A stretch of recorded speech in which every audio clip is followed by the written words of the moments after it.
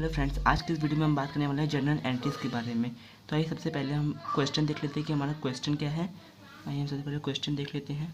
तो जो हमारा क्वेश्चन है वो है इस तरह से कि निम्नलिखित व्यवहारों की जर्नल प्रविष्टियाँ कीजिए, जिसमें 2020 जून 1 में है। जिसमें सबसे पहले दिया है हमें माल खरीदा, और 5 तारीख को दिया है दीपक से हमने माल खरीदा है, और 8 तारीख को धर्म से नकद माल खरीदा है, और 10 तारीख को देव से उधार माल खरीदा। माल किस डेट पर खरीदा है, सबसे पहले हम ये लिख लेंगे यहाँ पर। तो हमने माल खरीदा है 2020 जून 1 को, हमने 2020 जून 1 को माल खरीदा है। दोस्तों यहाँ पर सबसे पहले यहाँ पर सन लिखते हैं, उसके बाद यहाँ पर महीना लिखते हैं, उसके बाद यहाँ पर डेट लिखते हैं। तो अगर हम बात करें तो हमने माल खरीदा, तो अगर हमने माल खरीदा सबसे पहले इसमें कौन सा अकाउंट खुलेगा। अगर हम माल खरीदते हैं तो हमारे पास क्या आता है, हमारे पास माल आता है, मतलब कि हमारी संपत्ति में वृद्धि होती है।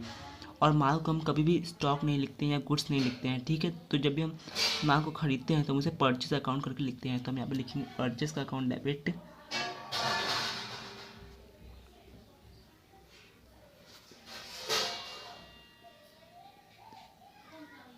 माल खरीदा है, ठीक। और अगर हमने माल खरीदा तो हमने कैश में माल खरीदा होगा, क्योंकि यहाँ पे उधार लेने की तो बात ही नहीं हुई है।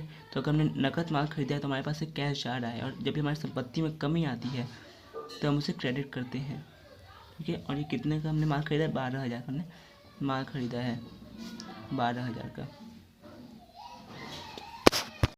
तो आप यहाँ पर नरेशन कुछ भी लिख सकते हैं अपनी मर्जी से, जैसे कि अगर हमने माल खरीदा हम लिख देते हैं बिंग गुड्स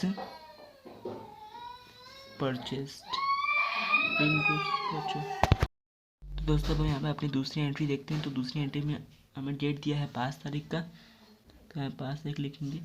और यहाँ पर हमें दिया है दीपक से माल खरीदा, दीपक से माल खरीदा, इसका मतलब कि तो दोस्तों देखिए, इसमें अगर हमें कहीं पर भी नाम देता है, जैसे कि दीपक से माल खरीदा, रवि से माल खरीदा, किसी से भी अगर नाम देता है, किसी भी व्यक्ति का नाम देता है, इसका मतलब कि हमने उधार माल खरीदा है, ठीक है। तो अगर हमने दीपक से माल खरीदा तो यहाँ पर माल तो हमने खरीदा है, तो परचेस का अकाउंट डेबिट तो होगा, मतलब कि परचेस का अकाउंट तो खुलेगा ही,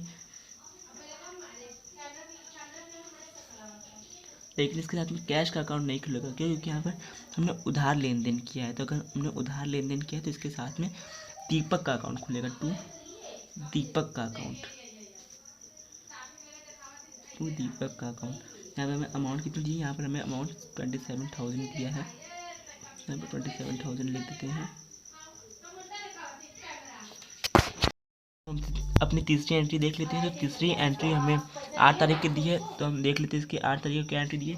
8 तारीख को हमें कहा गया धर्म से नकद माल खरीदा। तो दोस्तों यहाँ पर हमें धर्म केवल कंफ्यूज करने के लिए कहा गया है, असलियत में हम यहाँ पर नकद माल खरीदा वाली ही एंट्री करेंगे। जैसे कि अगर हमने नकद माल खरीदा तो हमने परचेज़ किया है, तो हम परचेज़ वाली ही एंट्री करेंगे। यहाँ पर नाम हमें केवल कन्फ्यूजन के लिए दिया है, लेकिन यहाँ पर हमने माल तो नकद ही खरीदा है, तो यहाँ पर हम नकद माल खरीदा की एंट्री करेंगे। यहाँ पर नाम की एंट्री कहीं भी नहीं होगी। क्यों?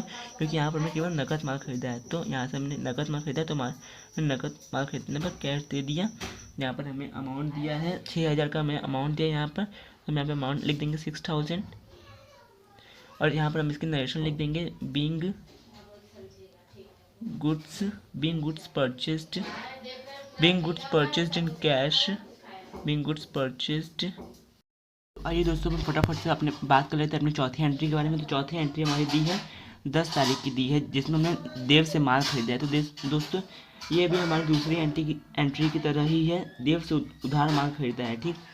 तो हम यहाँ पर देखेंगे 10 तारीख हमने माल खरीदा, तो परचेज का अकाउंट तो खुलेगा ही, तो परचेज अकाउंट डेबिट, परचेज का अकाउंट डेबिट। और उधार माल खरीदते हैं, परचेज का अकाउंट डेबिट टू देव का अकाउंट, क्योंकि हमने उधार माल खरीदा है, सिंपल। तो यहाँ पर लिख देंगे इसकी अमाउंट, लिख देंगे 35,000।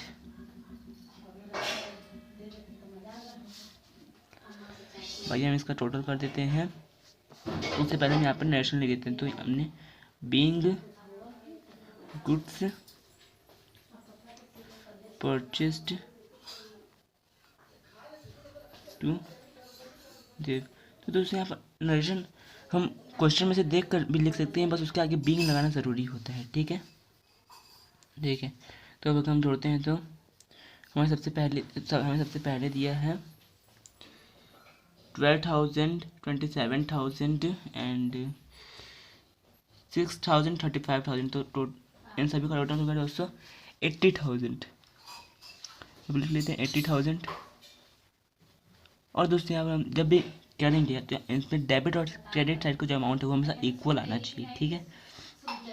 तो दोस्तों इसी के साथ हमारी जनरल प्रविष्टियाँ खत्म होती है। तो अगर हम किसी से भी नकद माल खरीदते हैं या तो फिर उधार माल खरीदते हैं तो हम इसकी एंट्री ऐसे ही करते हैं। तो दोस्तों इस वीडियो को सब्सक्राइब कर दीजिए, क्योंकि हम दूसरे अगले वीडियो में हम लाने वाले कि अगर हम माल को बेचते हैं नकद या तो फिर उधार तो उसकी एंट्री हम कैसे करते हैं।